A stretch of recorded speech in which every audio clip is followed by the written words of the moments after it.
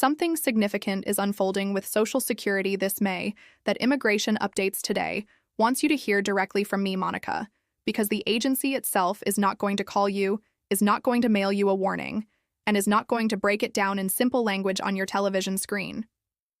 4 distinct changes are hitting the Social Security payment structure simultaneously, and every single one of them takes effect on or immediately after May 1st.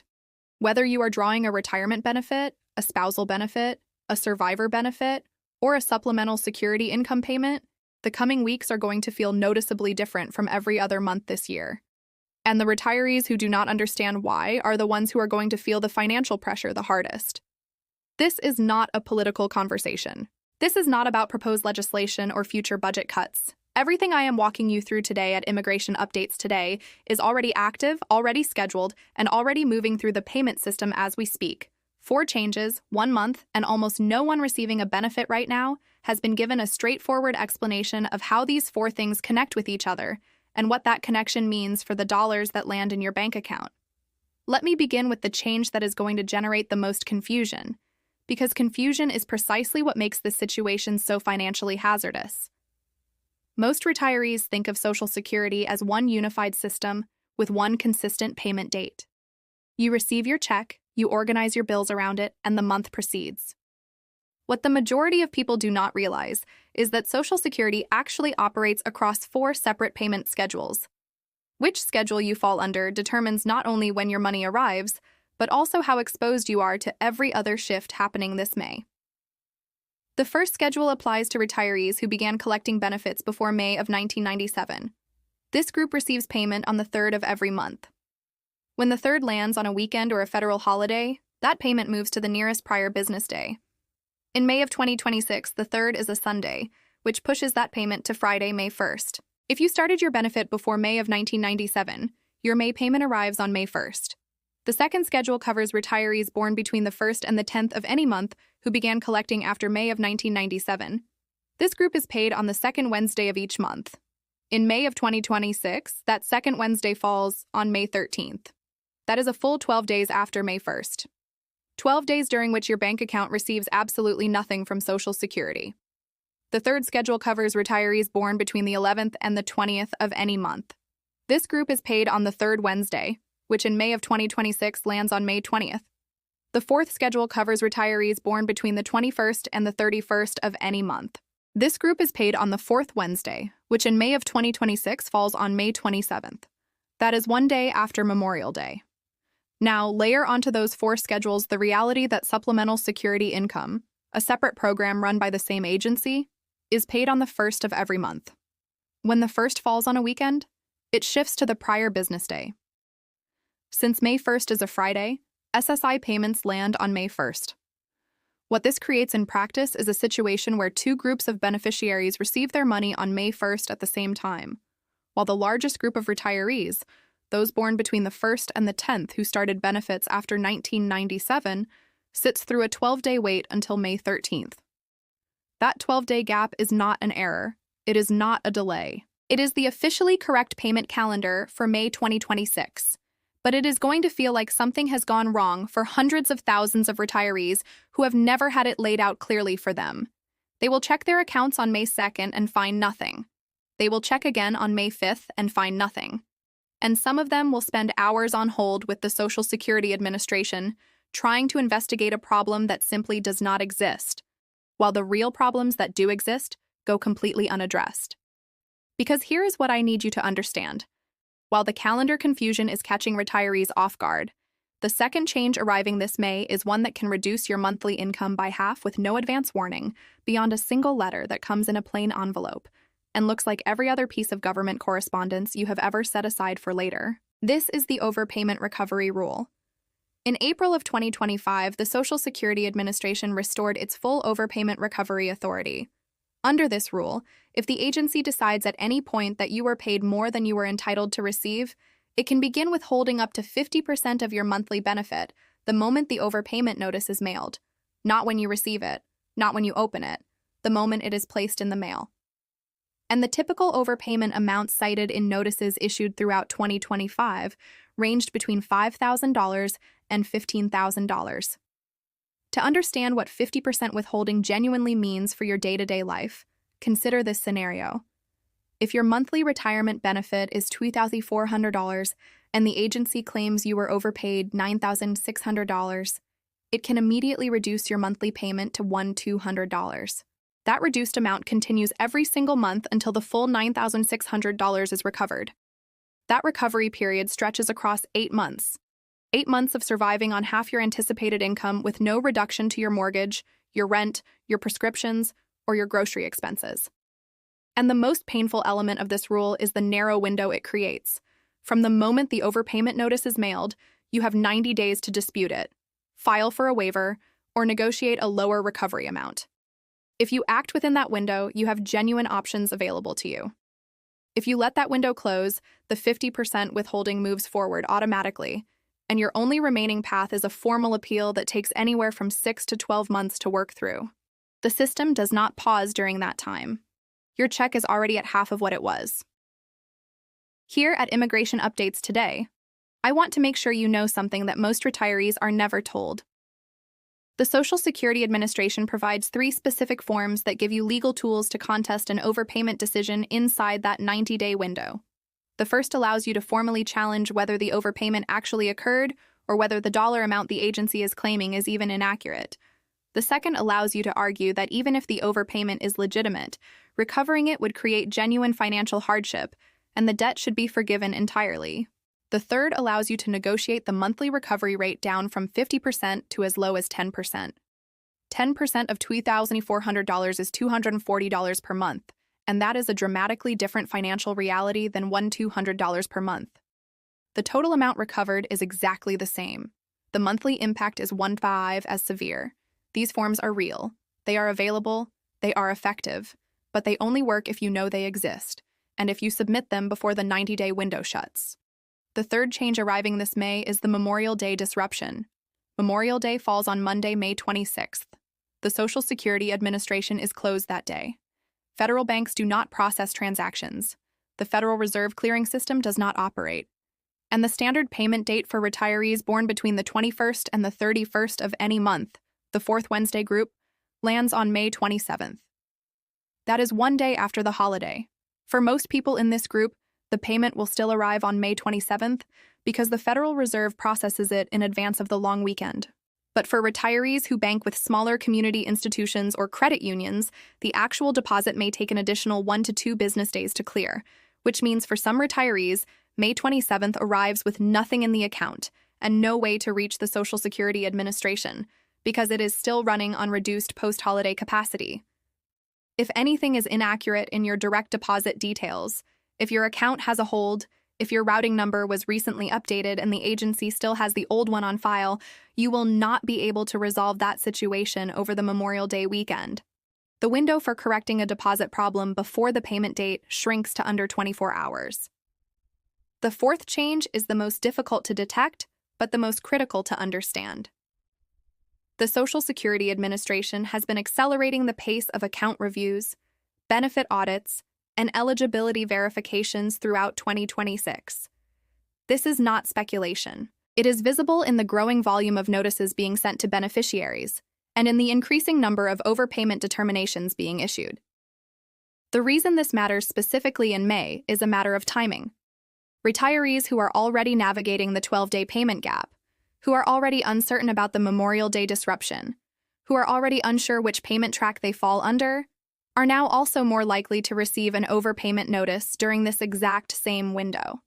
And the psychological weight of managing 3 or 4 stressors at once is precisely what causes people to set a notice aside, intend to deal with it later, and then realize 60 days afterward that the 90-day window is nearly gone.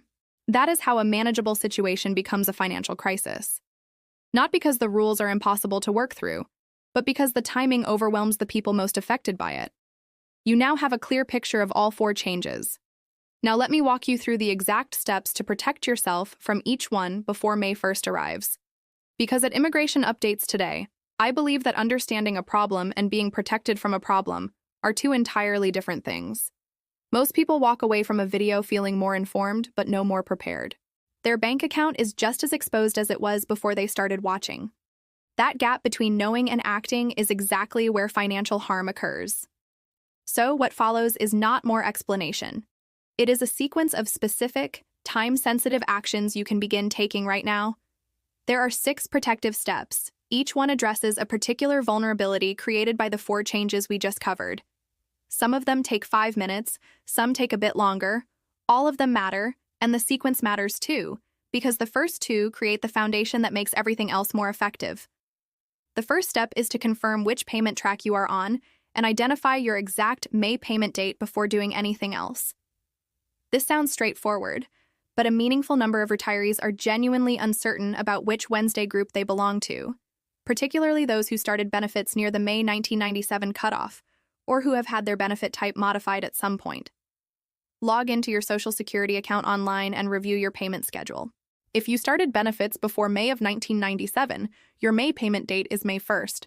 If you started after May of 1997 and were born between the 1st and the 10th, your May payment date is May 13th. If you were born between the 11th and the 20th, your date is May 20th. If you were born between the 21st and the 31st, your date is May 27th. Write it down. Add it to your calendar. Set a phone reminder if that is something you use. The entire purpose of this step is to eliminate uncertainty, because uncertainty is what drives people to call the agency unnecessarily, burn hours on hold, and miss the notices that actually require their attention. The second step is to verify that your direct deposit information is accurate and current. This is the single most common and most preventable cause of payment disruptions. Log into your Social Security account, navigate to the payment section, and confirm that the bank account number and routing number on file match your current active account. If you have switched banks in the past year, opened a new account, or if your bank was acquired by another institution and your account numbers changed, there is a real possibility the agency still has outdated information. A wrong routing number does not produce an immediate error notification. It produces a failed deposit that the agency must then investigate, a process that can take 5 to 10 business days under normal conditions and longer during holiday windows like Memorial Day weekend. Catching a routing error before May 1st costs you nothing. Catching it after a failed deposit on May 27th costs you days of income and weeks of stress. The third step is to build a cash reserve equal to at least 1 full month of your expected Social Security benefit and keep it in a dedicated account that you do not use for regular expenses. If your monthly benefit is $800, you need $800 sitting separately as your Social Security bridge fund. The 12-day gap between May 1st and May 13th is not a crisis if you have that cushion already in place. It is simply a calendar variation that your reserve absorbs without disruption. But if you are living month to month, if April's payment is already committed to May's bills before May even begins, then the 12-day gap becomes a genuine cash flow emergency. Building that reserve may not happen immediately if you do not currently have it. But May is the right month to start. Set aside whatever you can from your May payment when it arrives and begin building that cushion. Even a partial reserve developed over 3 to 4 months changes your financial stability considerably. The fourth step is to learn what an overpayment notice looks like and commit to opening every piece of mail from the Social Security Administration within 24 hours of receiving it. This sounds like advice too basic to mention. It is not. Overpayment notices arrive in standard government envelopes. They carry no urgent marking on the outside. They look identical to your annual cost of living adjustment letter, your Medicare premium notification, or any other routine correspondence the agency sends throughout the year. The instinct to set government mail aside and deal with it when you have more time is understandable and extremely costly in this specific situation because the 90-day response window begins from the date printed on the notice, not the date you open it. A notice dated May 5th that sits unopened until June 10th has already consumed 35 of your 90 available days before you have even read what it says. Adopt a simple rule starting today. Any envelope from the Social Security Administration gets opened the day it arrives. That single habit protects your options more than anything else I can tell you, because as long as the 90-day window is open, you have leverage, and the moment it closes, that leverage is gone. The fifth step is to locate and save the 3 forms that protect you if an overpayment notice arrives. You do not need to complete them today. You need to know where they are and what each one does, so that if a notice shows up, you are not spending the first 2 weeks of your 90-day window simply trying to figure out what paperwork exists. The first form lets you dispute whether the overpayment determination is accurate.